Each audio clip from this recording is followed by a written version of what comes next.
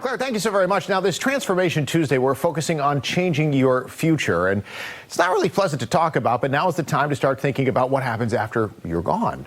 Talking about your wills, your estate plans. And I'm here with financial professional Momodou Bojang for some Estate Planning 101. It's good to see you this morning. Nobody likes to talk about this, and that's the problem, is when somebody passes away, and I'm dealing with this process right now, so I'm learning from the inside. If the plans are not in place, it's a lot of work for the survivors. Absolutely. Steve, I would tell you, estate plan, first of all, nobody can predict the future, right. But you can certainly plan for the future. And estate planning will definitely help you plan for the future and the unexpected.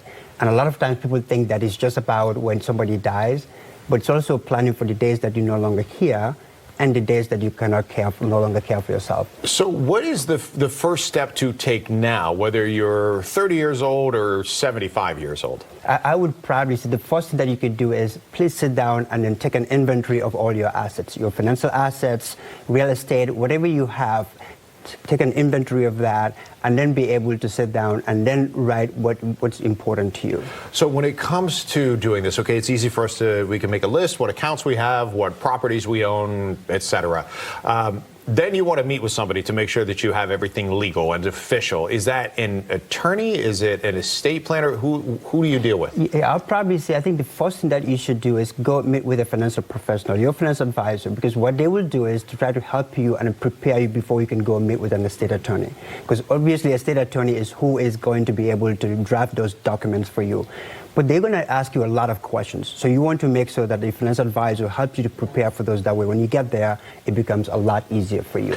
So I want to ask you this, and full disclosure, like I mentioned, I've been dealing with this with my own parents who were, full disclosure, not the best planners when it came to this. And it happens a lot, right? And then the survivors are left with a lot of digging to get things done. They did not have a trust. Now, I know others have created trust to make it easier for the survivors or the heirs, whatever it may be. But I also heard that if you leave something out of a trust, you might still have to go through the probate process. So how important is it to make sure that everything you have is accounted for? Absolutely, Steve. Sorry about your parents' decision, but absolutely, that's the key over here. A lot of people go and then do a trust, but they never actually fund the trust.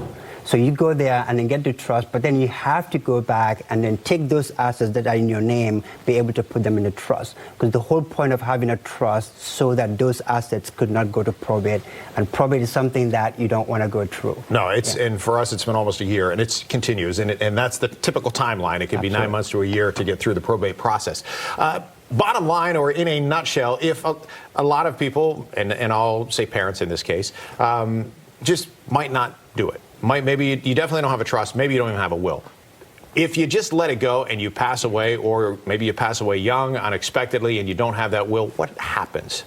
Well, Steve, I think that's the worst thing that can happen to you, because next thing you know, what's going to happen, the court is going to have to decide who gets your assets and how much they're going to get. So I'd probably say the best thing that you could do for yourself, there's this misconception that estate planning is actually very complicated. But if you take the right steps now, you'll be able to make it easy for you, because you want to make sure that you plan so that you can retire happily ever after, but also be able to pass assets to your beneficiaries or whoever you wish in a most efficient manner. Yeah, and in an inexpensive manner. I mean, you might have to pay for it a little bit up front, but you don't, as you said, those who you're beneficiaries, you don't want them to have to pay additional court costs or legal fees to receive those assets. Exactly. But when you think about costs, just think about the cost that you're going to spend now to put these assets in place.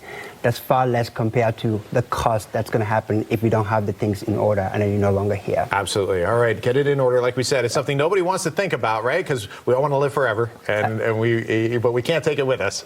Exactly. We cannot predict the future, but you can certainly plan for the future. All right. I appreciate that, Momodou. Thanks so much for joining us this morning.